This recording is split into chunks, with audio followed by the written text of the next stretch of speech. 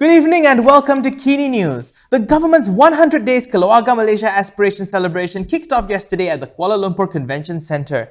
The event was in the limelight today, but for all the wrong reasons. The government kicked off their 100 Days Keluarga Malaysia Aspiration event in the Kuala Lumpur Convention Centre yesterday, an event to celebrate 100 days of Prime Minister Ismail Sabri Yaakob's administration. One would think that with the recent news on the Omicron variant of COVID-19 having made its way into Malaysia, the event would be largely online with minimal attendance and strict SOPs. However, the situation on the ground was very different. Based on observations by Malaysia Kini journalists, while there were checkpoints at the event to only let registered attendees into the venue, social distancing was largely lacking both inside and outside, where people were lining up to get in. Although almost everyone was wearing their masks, some people had their masks tucked under their chin instead of being over their nose and mouth. All this was despite repeated reminders by organizers to observe and practice the SOPs.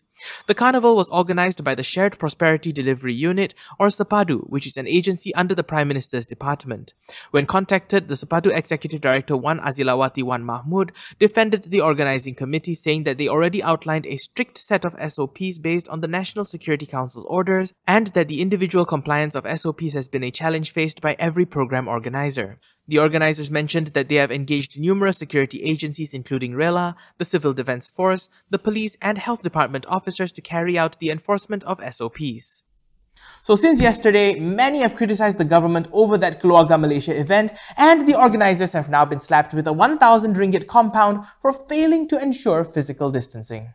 The organizers of the 100 Days Keluarga Malaysia Aspiration event have been fined 1,000 ringgit for failing to enforce COVID-19 standard operating procedures. Health Minister Khairy Jamaluddin said the organizers were given the maximum fine allowed under the Prevention and Control of Infectious Diseases Act, or Act 342. The maximum fine is 1,000 ringgit as the emergency ordinance that had previously raised the limit had lapsed and was repealed. In a statement, Khairy, who had also attended yesterday's event, said the incident was regrettable and disappointing.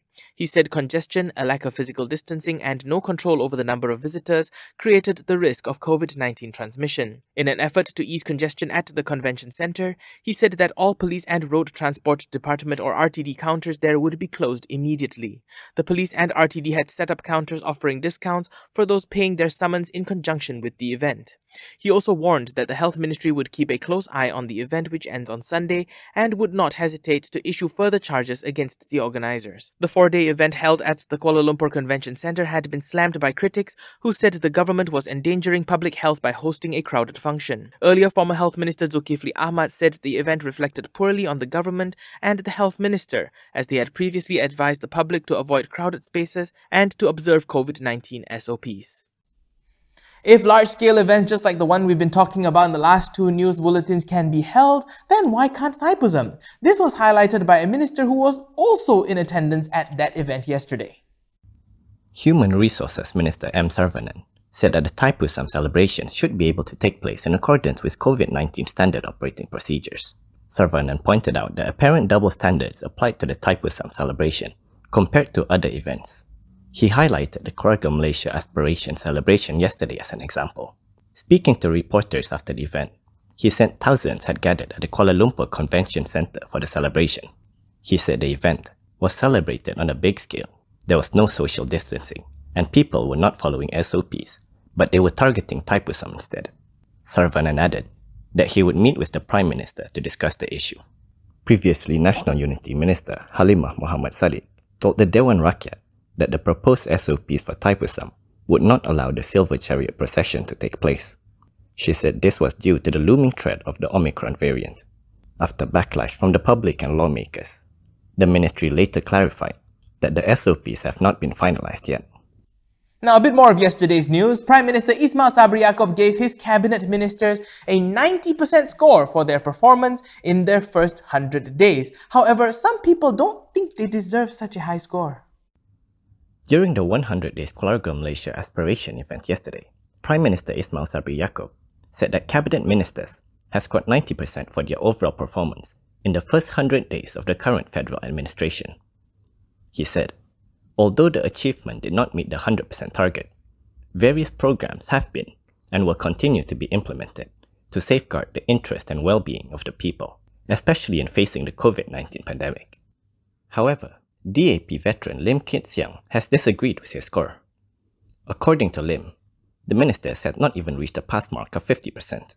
He said the only minister who performed well in the first 100 days is Health Minister Khairy Jamaluddin, but even he does not deserve more than a passing grade. Lim questioned how Malaysia can get a pass grade for combating the COVID-19 pandemic when we have not been able to end the longest 23 months COVID-19 wave in the world since September last year. He added that it seems like the longer Malaysia battles against the pandemic, the worse it becomes, as the country has been struggling for 7 months to reduce daily new COVID-19 cases to below 4,000 and reduce daily COVID-19 deaths to single-digit numbers. We've got a message from our sponsor. When we're back, we'll give you an update about the trials and tribulations of the Razak family. Don't go anywhere.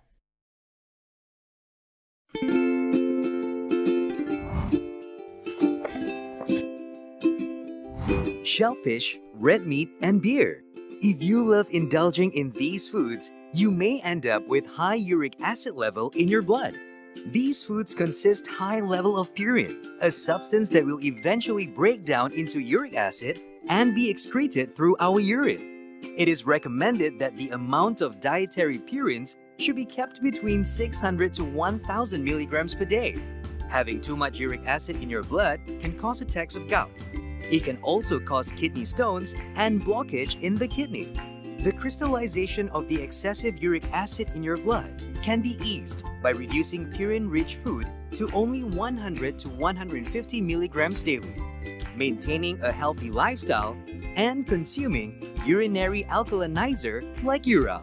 It consists of sodium bicarbonate, citric acid, and sodium citrate that increases the urinary pH and solubility of uric acid to prevent crystallization. Best of all, it's lemon-flavored and sugar-free. Ural, effective urinary alkalinizer. Neutralize your uric acid problem now.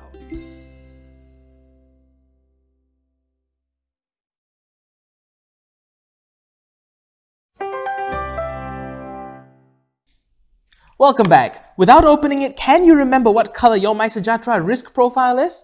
Well, for most of us, it is supposed to be light blue. But for those of you who have it in red or orange, well, you might have to stay home for a while. And now that includes Rosmah Mansor.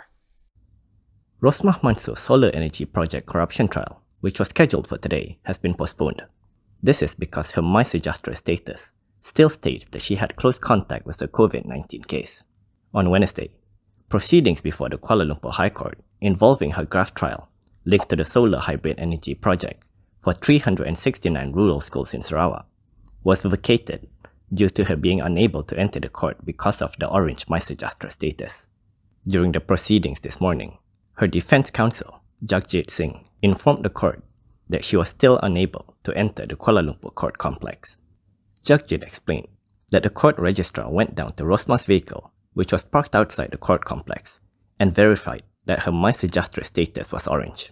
Judge Muhammad Zaini Mazlan then vacated proceedings to Monday next week, directing Jagjit to check Rosmah's MySejahtera status again and whether it had reverted to blue or low risk. Former Prime Minister Najib Abdul Razak has expressed his disappointment in the Court of Appeal's decision to uphold his conviction and sentence in the SRC trial. We all knew that, but it turns out now he's not the only one who's disappointed. The Court of Appeal's decision to uphold former Prime Minister Najib Abdul Razak's conviction came as a disappointment to some, and now that includes Najib's own party, UMNO. In a statement yesterday evening, Party Secretary General Ahmad Maslan said that the UMNO Supreme Council expressed their disappointment in the court's decision in Najib's appeal, saying that UMNO believes that the judicial system should always uphold a high standard of justice. The court decision was among the topics discussed last night at the UMNO Supreme Council meeting. The statement also reveals that the Supreme Council hopes that the decision of Najib's appeal to the Federal Court will be done in a fair manner, elaborating that many believe the arrests and charges made following the 14th general elections are politically motivated. Najib has filed an appeal to the Federal Court. The Court of Appeal had dismissed Najib's earlier appeal and upheld the Pekan MP's sentence and conviction in the misappropriation of 42 million ringgit from SRC, a subsidiary of One Malaysia Development Berhad or 1MDB. Did you know that return airfare to East Malaysia from West Malaysia can cost upwards of 1,000 ringgit? That's a lot of money, which is one of the reasons why PKR's Wong Chen is very upset. DAP's Berwas MP Nge Kuham and PKR Subang MP Wong Chen have been denied entry into Sarawak amid the ongoing state election campaign period. In a Facebook post, Wong said that he was supposed to be on a plane to go to Kuching, but his entry pass to Sarawak was rejected last night. He lamented that he spent and now wasted 1,200 ringgit on economy class flight tickets, as one would now have to show proof of a paid plane ticket before they can apply for the entry permit. He did not state if there was a reason given for the rejection. Meanwhile, Nge demanded an answer from the Immigration Department and Gabungan Parti Sarawak or GPS, the caretaker state government coalition, on the rejection of his application for entry. At a press conference in Parliament yesterday, he said he had learned that he was blacklisted by immigration and questioned if there was a political motive behind it.